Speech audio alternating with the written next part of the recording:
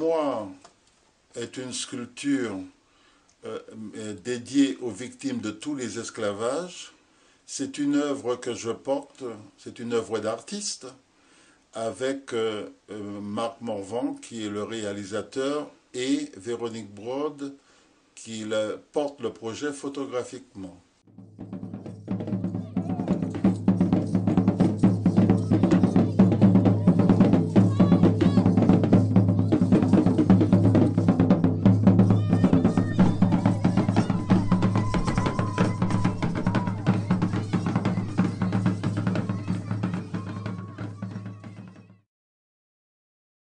Au Moulin Blanc, ce sera un amer de la liberté, car elle se situe à la pointe de la Bretagne, et c'est un masque qui sera, un des masques sera tourné vers l'Europe et l'autre vers les 4 autres continents.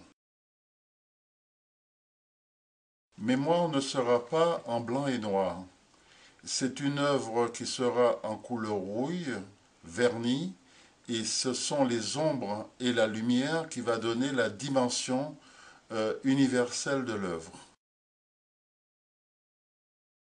Car on retrouve des masques dans toutes les civilisations et sur tous les continents. C'est 3000 ans d'histoire. Donc toutes les civilisations sont concernées et donc bien sûr il y a la traite transatlantique, la traite négrière transatlantique, mais il y a aussi aujourd'hui l'esclavage continu. Il y a 18 millions d'enfants esclaves dans le monde. Donc, pour moi, il ne s'agit pas d'esclavage moderne, il s'agit d'esclavage tout court. Et c'est pour ça que, autour de Mémoire, dans son universalité, que Mémoire devienne un lieu de travail des mémoires, bien sûr, travail des mémoires, et aussi un lieu de rencontre et d'échange. Quand je parle d'universalité, il faut savoir qu'à Brest, par exemple, il y a 119 nationalités qui se croisent. C'est plus qu'une mine d'or, c'est une mine de diamants.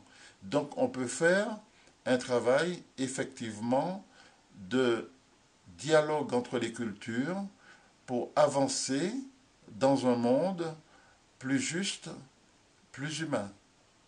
Et c'est pour cela que cet endroit, le polder, nous plaît, parce qu'en plus, l'espace qu'il y a autour nous convient parfaitement pour ce travail pédagogique qui l'accompagne.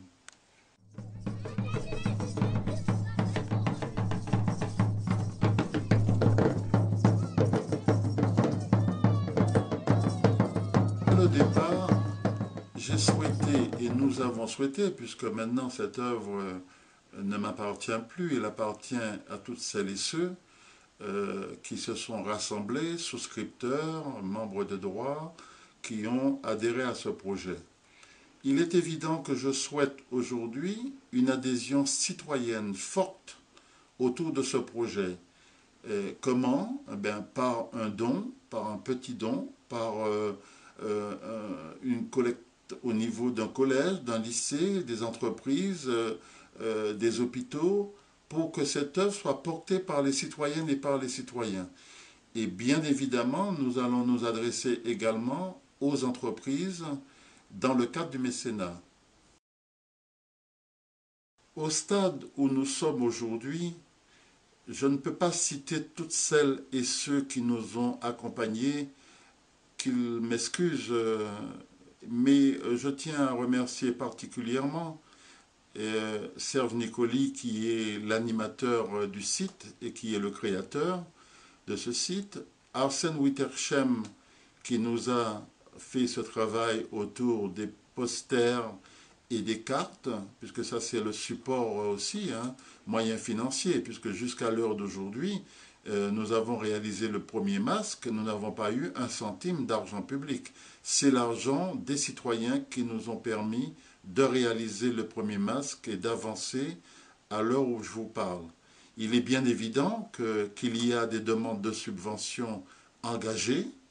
Nous attendons des réponses. Il y a aussi l'investissement de la ville de Brest qui est à l'étude. Et nous sommes vraiment aujourd'hui preneurs de toutes celles et ceux qui veulent apporter une pierre à ce projet-là.